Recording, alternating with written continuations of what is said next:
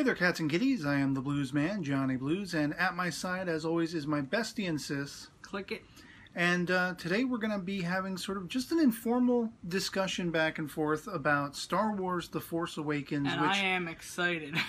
Yeah. Oh, before we start, if anyone watching has not seen the movie and wants to see it, do not go any further. I'm giving you enough time. Cut this video off before you watch anymore because they're major spoilers. Yeah, we're going to be talking about the movie like you've seen it already, you know what happens in it, everything like that. And we can share the enthusiasm. And also, big time thank you to our friend Christopher over on Facebook, who basically treated us to being able to go see the movie. We didn't know when we'd be able to see it, just not having any funds to be able to do so. And thanks to his generosity, we were able to see it this past Monday as of the time of this recording. So major thank you to you.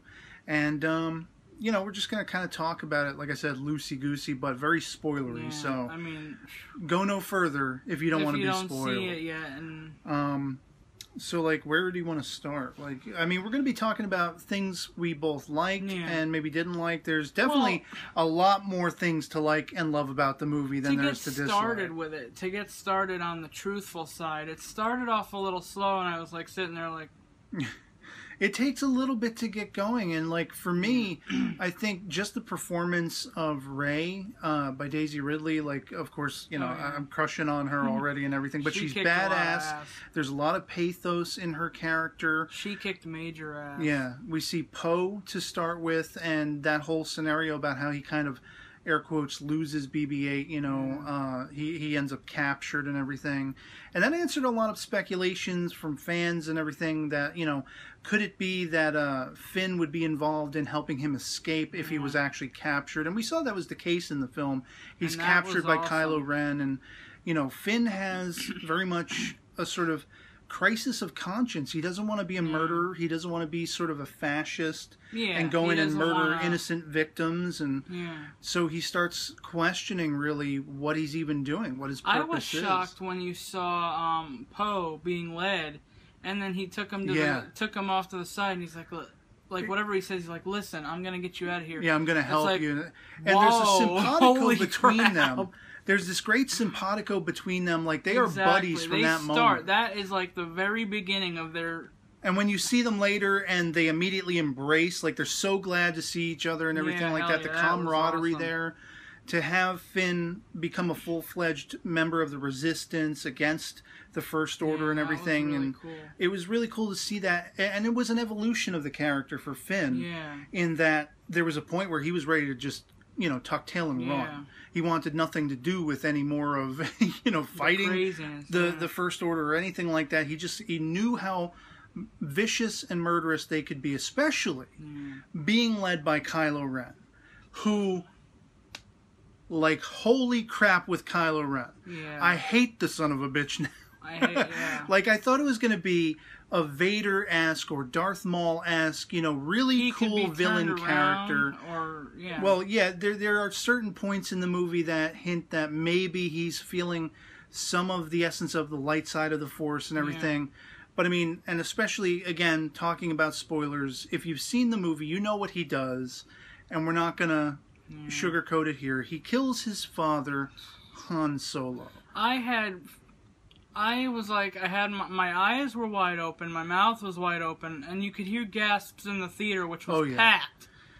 And like, I had tears rolling down my eyes. I looked at him and I'm like, dude, the thing about that whole scene, I couldn't speak. The thing about that whole scene, though, like it was funny building up to that too. There's that little moment where they're out in the snow, and Han is like to Chewie like growls, and he's like, "Oh, you're cold," you know.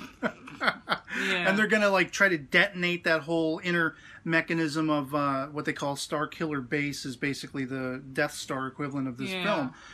But that whole moment where he's trying to appeal to his son, Ben Solo, I thought that was so awesome, and it was that much more heartbreaking when you know he's given the name as a legacy for Obi-Wan and all of the stuff that came before, hailing back to the original trilogy.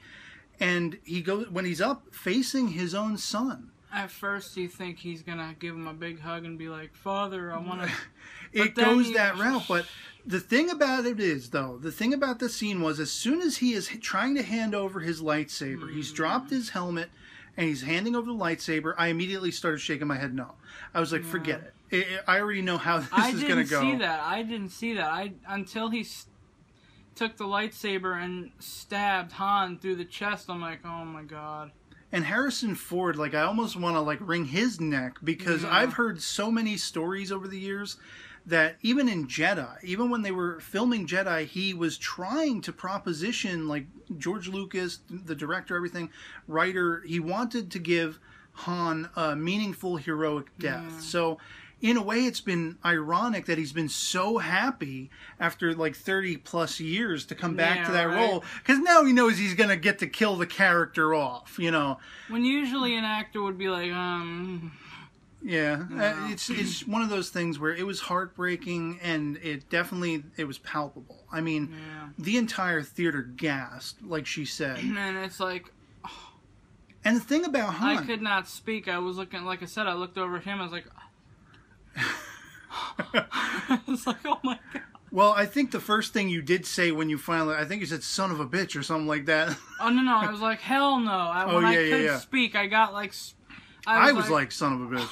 Oh my god. But that's the thing. Harrison Ford, like, one of the greatest aspects of this movie, and Harrison Ford is kind of going to be the pinnacle of this aspect of the discussion. The casting in this movie was brilliant. The performances from the get-go, all the new characters, I feel like they were all characters of old we were welcoming home just as much as the older stars. You know, Harrison Ford, Carrie Fisher. Mark Hamill. Yeah. When Han and Leia reunite. Yeah. That was like the pinnacle for me. Like where the movie, what we were saying, where the movie kind of is slow to get going. Yeah. When they are at that, like Maz Kanata's temple or whatever it is, it's kind of like a bar tavern scenario.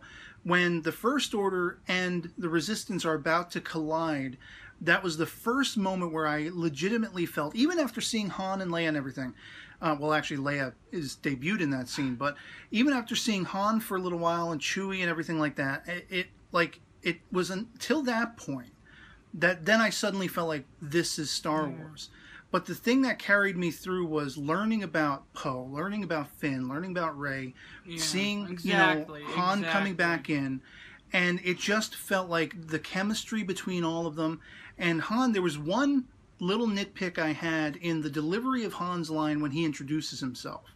I think I even said to you, like, talking about the film after we saw it, when he says, you know, I'm Han Solo or whatever it is, the way he delivered it didn't ring genuine to me. Everything else about his performance it was a little cheesy, but everything else was awesome. And then I had to also call back on my memory of the original trilogy. It was kind of, you know, not necessarily a parody, more an homage, I guess you could say, to that scene where you had in A New Hope, where Luke is decked out in stormtrooper armor and they're trying to find Leia, and he's like, I'm Luke Skywalker, I'm here to rescue you, you know, I've got the droid and Obi-Wan Kenobi. So there is a level of, you know, introductions being necessary when characters are only just meeting each other. And of course, Finn and Rey have somewhat of a back knowledge of that whole affair, but I mean, it's interesting because it's 30-plus years later, it's almost a mythology. Like, did that stuff really happen? Was, you know, when Finn hears Han Solo's name, he's like, oh, the war hero? And, of course, Han doesn't want to be recognized necessarily at all, lest a war hero and everything. Which actually leads me to another minor gripe, that whole sequence where, you know, once Han and Chewie are reintroduced, and they have like those big creatures that are running amok in their little vessel. I kind of thought that was a little bit too modern, too, I don't know, sci-fi fantasy-esque. Not necessarily in the vein of Star Wars, but I could overlook it because I love the interactions. And that whole aspect of Rey saving Finn from the creature. And then the door closes on it, and she's like, "Oh, wasn't that convenient?" or whatever she says, like to pass it off, like she had nothing to do with it. Another scene too, to move a little bit ahead. I just want to get it off my chest. Is when you see Rey slaughtering the shit out of Kylo Ren. they're out in the woods and the snow's coming down and she's like, you know, the first time you see the lightsaber gets thrown, and then he's trying to use the Force to get it, but then it goes to her, not him. Yeah, because she's like totally that much more powerful. This, of course, coming after. I gotta really give props to Finn in that moment. You know, John Boyega playing Finn. I mean, his whole performance, everyone's performance, again, class acts all. But you did see that, you know, going up against Kylo was no easy business for Finn. Yeah, that was no freaking... He held up his own for the most part, but then when Kylo was like, enough of this toying around, boom, he dropped that son of a bitch, you know. Oh, yeah. And then, like what you're saying, that there was chills and tension when you see Kylo going for that lightsaber, you know, the classic lightsaber, the Luke lightsaber and Anakin lightsaber, you know, that lineage and everything, and trying to continue that search as we see at the start of the film. The crux of the story is everyone is looking for the disappeared Luke Skywalker.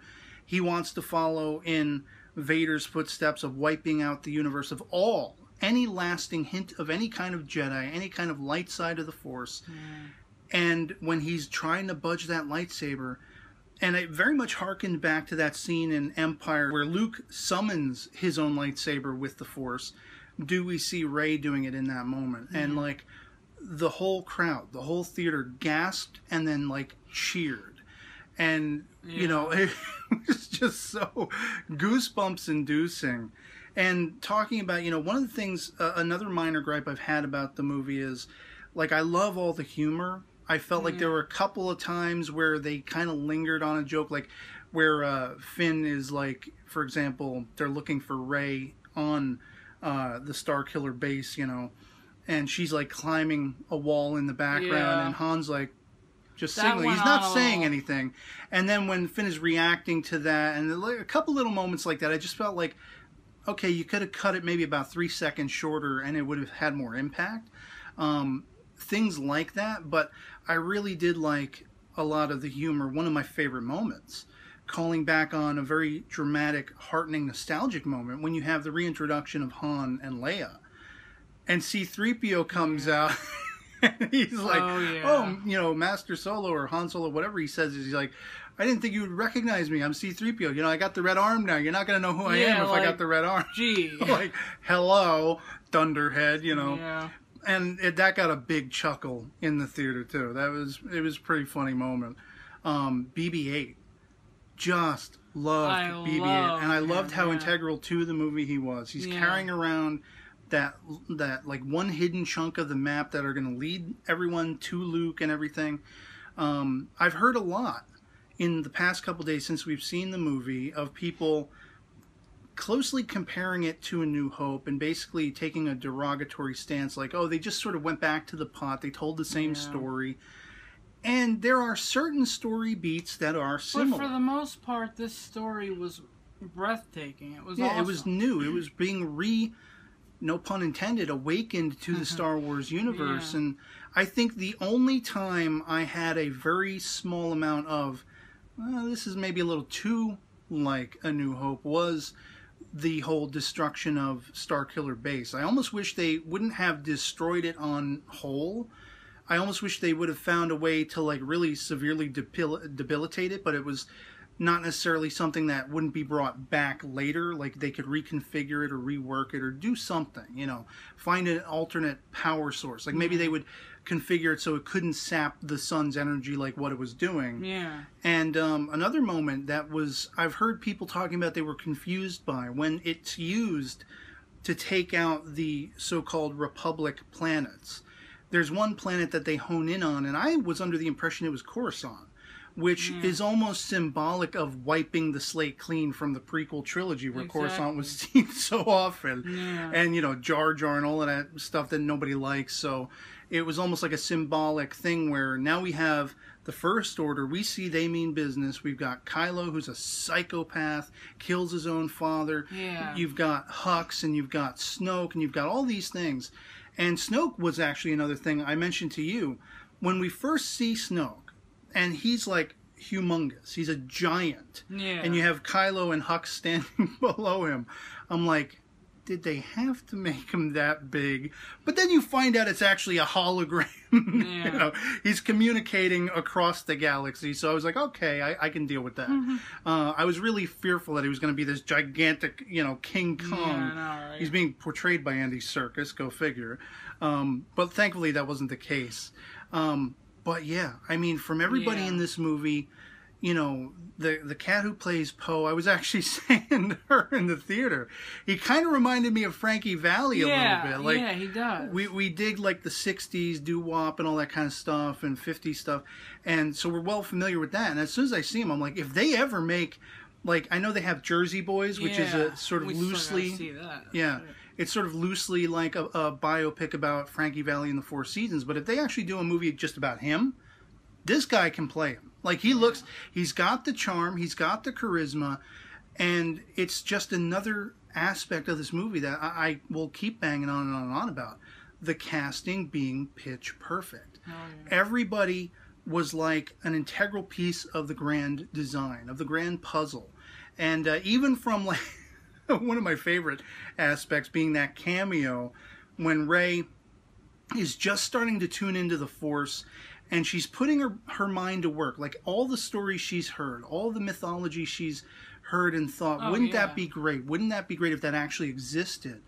And then, of course, there's that point where she's captured, and you got a stormtrooper hanging outside the door. She's chained down, and she's trying the Jedi mind trick. And who is that stormtrooper? In case you haven't been, you know, familiar with all the articles going around, Daniel Craig, Bond himself. And as soon as I heard that voice, I was like, hell yes. I was looking for it.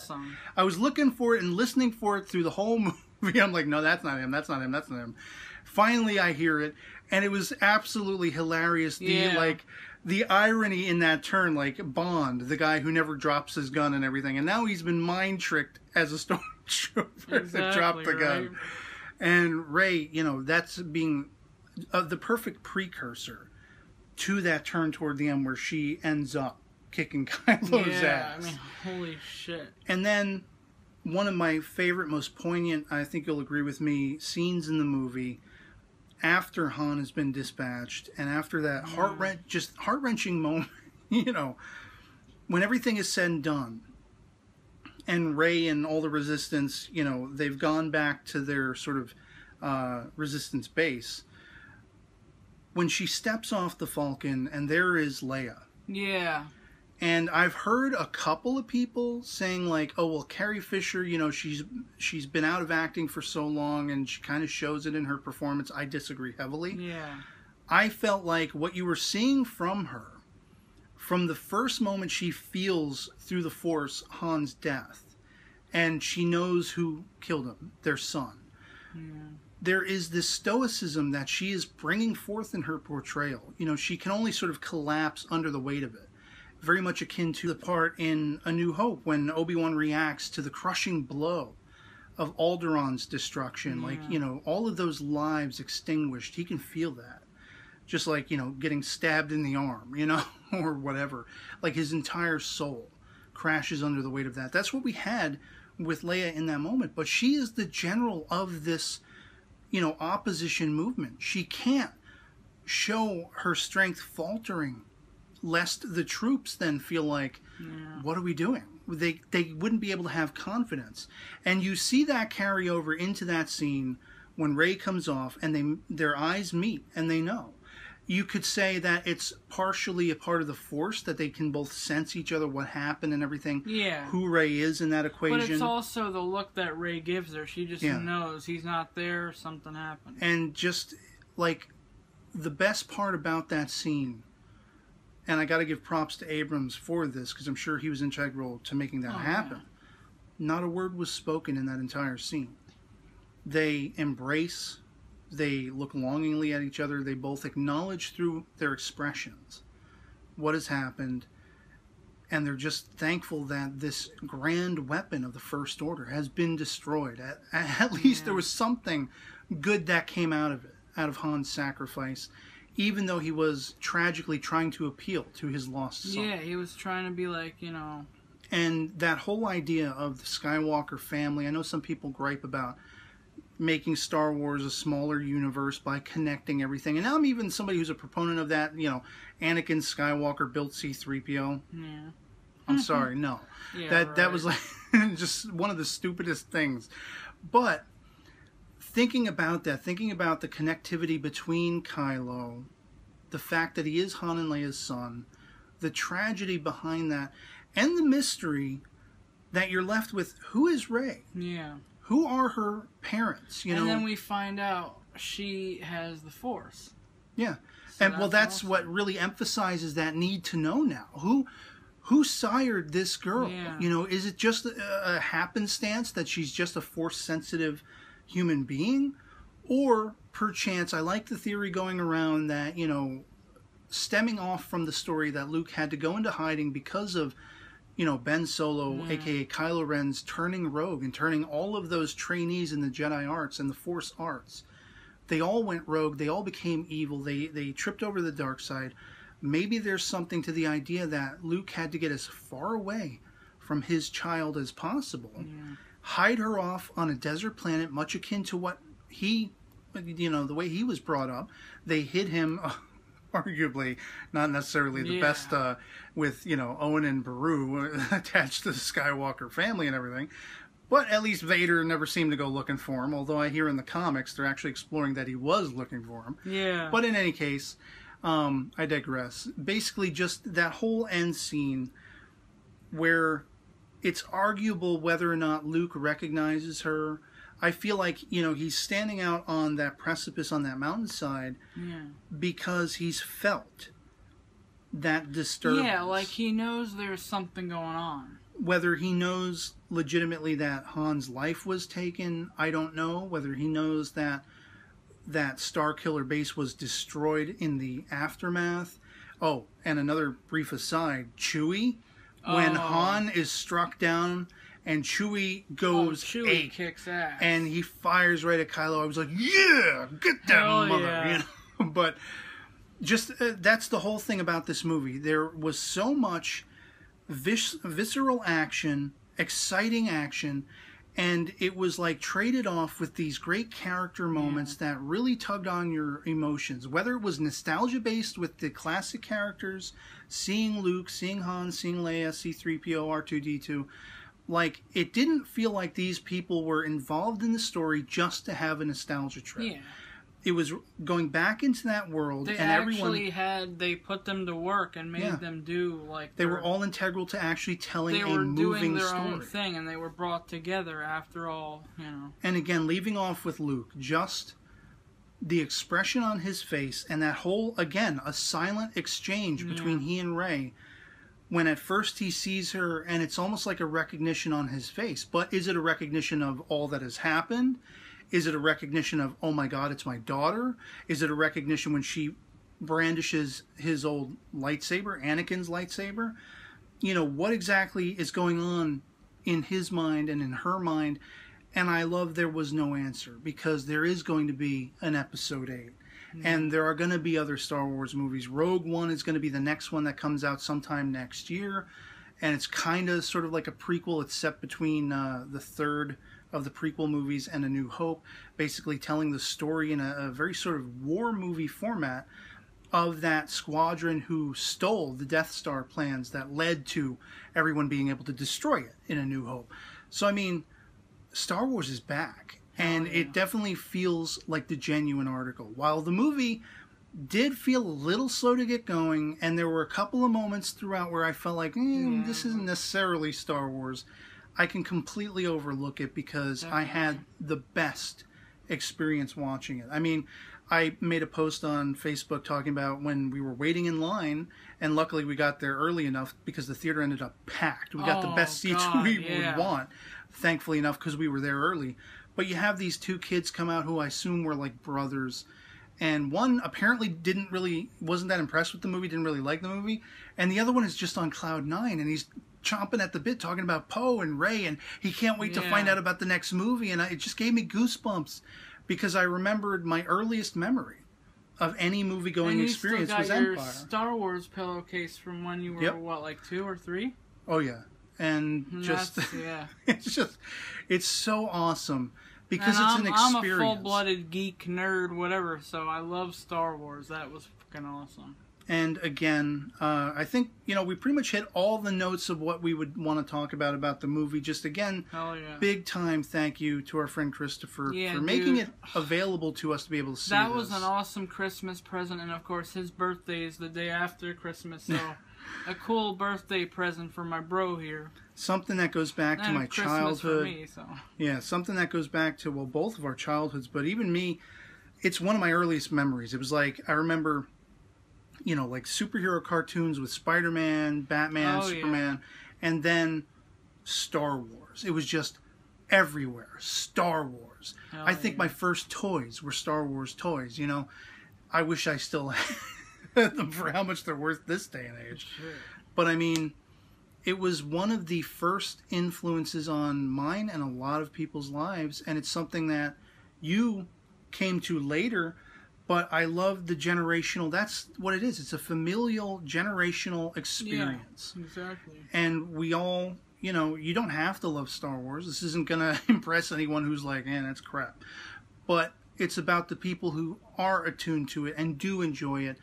And that we're all a community, we all have that same passion and love. Just like being a Whovian with Doctor Who or a Trekkie with Star Trek.